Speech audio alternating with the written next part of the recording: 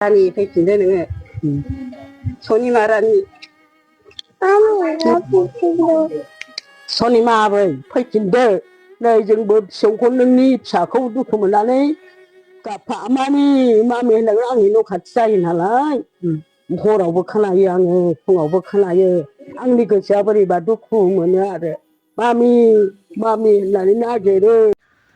स' हेल' गाइस नोंथांमोनाथ' माने टाइटेल आरो थाम्बनेल आरो इन्ट्र'फोराव गासिबावबो नायनानैथ' एसेब्लाबो हमनानै मोनखाबाय जानो हागौ आरो ना गाइस दिनैनि भिडिअआ मानि सायाव जागोन माने दिनैनि भिडिअआ माने सासे आइजोनि सायाव आरोना माने सासे हाबा जानाय हिन्जाव माने हाबा जानाय हिन्जाव माने गथ'खौ गारनानै फिसायखौ गारनानै माने बेलेगाव खारनानै दंहैयो आरोना गाइस ओमफ्राय बिनि सायावनो मोनसे आपडेट भिडिअ लाना फैबाय आरोना गाइस माने भिडिअखौ फुल नाय आरोना गाइस होमबासो मिथिना मोनगोन आरोना गाइस माने भिडिअखौथ' सोरबा नुखाबायबो जानो हागौ आरोना गाइस फेसबुक इउटुब माने आंबो फेसबुकआवसो मोनदों आरोना बे भिडिअखौ ओमफ्राय सोरबाफोर जुदि नुवाखैबा बे भिडिअखौ आंनि इउटुब चेनेलनि गेजेरजों नायलांदो आरोना गाइस ओमफ्राय जुदि सोरबाफोर माने बे हिन्जावखौ नुदोंबा गाइस ओमफ्राय माने कन्टेक्ट नाम्बारखौ होनानै दोनखादों आरोना गाइस बेयावनो ओमफ्राय बे कन्टेक्ट नाम्बाराव कल खालामनानै खिथाहरदो आरोना गाइस ओमफ्राय बिनि सिगांनो नैबे बिसोरनि मा बुंदों बे भिडिअखौ क्लिपखौ नायनानै लादो आरोना गाइस।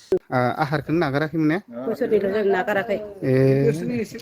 खुलुमबाय आंनि नामा समिर बर' गामि मैगनफुरिबारि बांगालदबा पिसिडिसि Chirang district PS Thaligaon post office Simlaguri pin number 783381 आंनि हिन्जावा थांनाय 27 तारिख बिस्थिबारनि 10 रिंगासो समाव न'निफ्राय सिरि ओंखारलांनाय रावबो खोन्थालाङा सिरि ओंखारलांनानै बहा दंहैयो बेखौ दिनैसिम मोननाय जायाखै आरो दिनैसिम उन्दै गथ'खौ गारनानै बहा थांदों नागिरबा मोनाखै आंनि फिसाया बिमाखौ नागिर गाबगासिनो आहार जानाय गथ' बिनि थाखायनो अन्नानै रायजो राजाफोरखौ सोरबाफोर बहाबा नुबाय बायदोंबा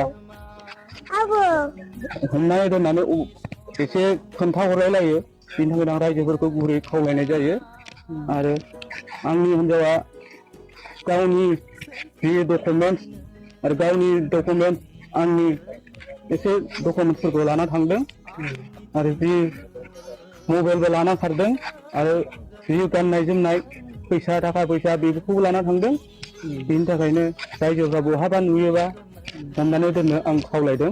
न'खराव माबाफोर नांलाय खमलायफोर समस्याफोर जादों नामा? जानाया जायाखै जेबो। ओमफ्राय ओरैनो नोंनि हिन्जावा दि खारबाय नोंनि हिन्जावा मालाबाफोर सोरजोंबाफोर फन रायज्लायनाय एबा गुबुन माबा मोनसे सन्देहफोर नों एसेसो हमनो हादोंमोन नामा? ओरैनोथ' आंनि सन्देहआवथ' जेबो गैनाया गैया माने मालाबा आं एसे फंसे फंनै बुंबा नोंखौ गारनानै खारगोन नोंखौ हालाय हाफायनि खालामलांगोन बेबायदि आंनि खोथायाव बुङो नोंखौबो नागिरबा मोनै खारलांगोन आं बेबायदि खोथाखौ सम सम गेजेर गेजेर बुंबाय थायो आंनि हिन्जावा। ओमफ्राय दा जेनेबा नोङो नांफिनगौ ने? आंनि हिन्जावखौथ' आं नांफिनगौ मानो होनबा आंनि फिसाया गाइखेर जानाय आरो आंनो नांफिनगौ आंनि हिन्जाव आं जेरै गामिनि हिन्जावखौ आं मोजां मोनना लादों बेनि थाखायनो आंनि हिन्जावखौ आं नांफिनगौ आरो खाथिनिनो ओरैहाय नै अन्थाव बाथाव बिमाखौ गोसोखांनानैहाय गाबगासिनो दं आरो ना। मादैनि मा जायो होनदों? फिसाजो असे फिसाजो ने? असे फिसाजो औ आच्छा ओमफ्राय मादैया मा सानदों दायो जेनेबा? दाथ' आङो फैफिनजानो लुगैदों बेखारखालिबो थांखालि आंनाव गालांनानै थांदों गथ'खौ आंबो खबर गैया। जायखिजाया गथ'खौल' नोंनाव गालांनानै थांदों ने? आंनावल' गालांनानै थांदों औ खिन्थाबोआखै आरो। आच्छा माने गामिसेनि लेखा ने? गामिसेखा औ खाथिनिनोखा आंबो। ओमफ्राय मादैया एसेसो जेनेबा गुबुनफोरजों रायज्लायनाय मानाय आं खबर गैया बेखौ बिदि जेबो खबर गैया ने? जि सुनो होननानै गारबोदों आरो ओमफ्राय नों गथ'खौ फिसाजोखौ लाखिबाय? औ ओमफ्राय आं लाखिनांबाय गथ'खौ दा गथ'आ बिमाखौ नागिरनानै गाबगासिनो मोनायावबो गाबो आरो उन्दुआ बिमाखौ गोसोखांना गाबबाय थायो ने? बिमाखौ गोसोखांनानै गाबगासिनो। गाइखेरखौनो नागाराखै? गाइखेरबो नागाराखै। ए बोसोरनैल' जादोंना ओमफ्राय दा फैफिनजानो लुबैदों जाहैबाय मादै? फैफिनजानो लुगैदों आङो रानि फैफिनदो नोङो सनिमा रानि।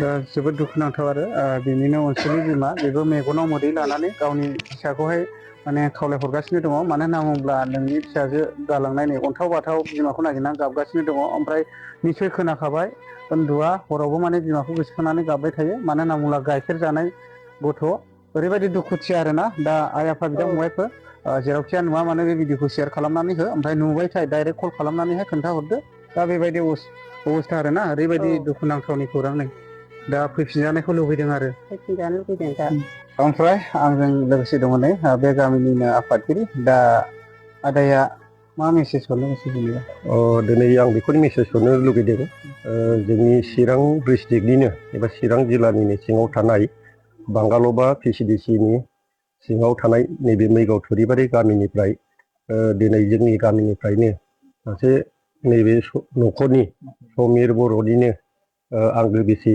सनिमा बर'आ थांनाय 27 थारिख बिस्थिबार फुंबिलि समनिफ्रायनो गोमानानै दं होननानै जोङो खबर मोनदों दा बेखायनो जोंबो रायजोनि जानानै खावलायनो लुबैदों जे दिनै गोदान संसार जाफुनाय गथ'आ हरखाबै बे खारनायनियावहाय जों गोथौ दुखु मोननाय थादों दा बेखायनो जोंबो खावलायदों दिनै जेनाखि खालांनाय हिन्जावसा बियो जाहाथे बहायबाफोर दङब्ला बहायबाफोर थाहैनानै दङब्ला जाहाथे गामैनो गाव फैफिननानै गावनि फिसायजों गोजोन संसारखौ जाफैफिनो दा बिथां खारजानायनि जेनाखि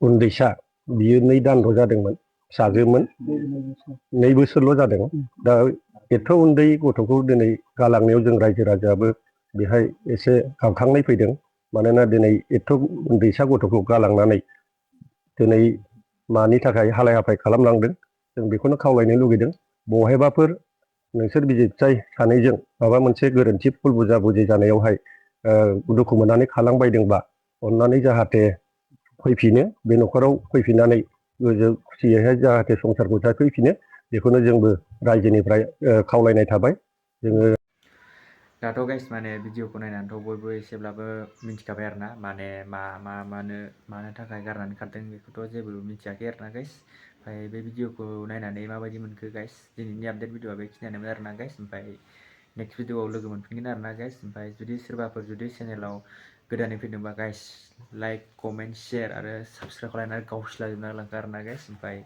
नेक्स्ट भिडिअआव लोगो मोनफिनसिगोन बाय बाय